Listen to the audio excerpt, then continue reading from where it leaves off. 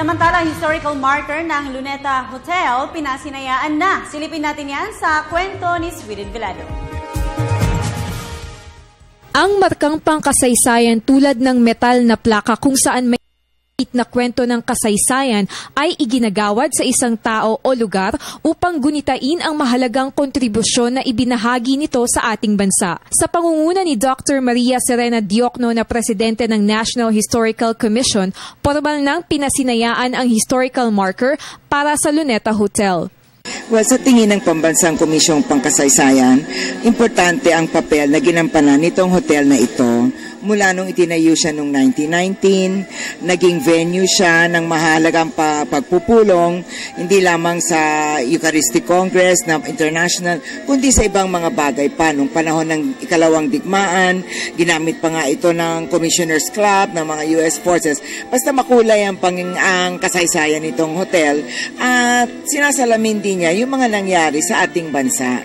Kaya dahil sa mga dahilang ito ay pinagkaloob ng komisyon ng isang panandang pangkasaysayan ng Luneta Hotel.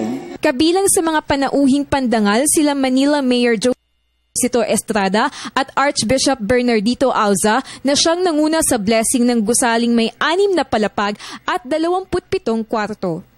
Ayon sa tanyag na tour guide na si Carlos Celdran, makasaysayan ang Luneta Hotel dahil itinayo pa ito taong 1918 at nalagpasan din ng gusali ang kabi-kabilang digmaan noong panahon ng pananakop ng bansang Hapon.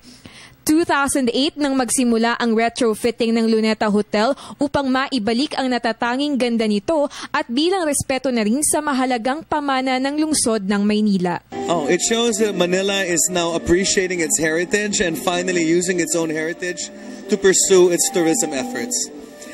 So it's ushering a new day where hopefully more investors and more business owners will now protect their building because as you can see, the government supports it through the NHCP and Joseph Estrada through Manila City Hall. They both support this endeavor. Inaasahan na makakatulong sa pagpapaangat ng turismo sa Maynila at ating bansa ang Luneta Hotel na bubuksan sa publiko ngayong darating na buwan ng Hunyo. Para sa Telebisyon ng Bayan, ako si Sweden Velado.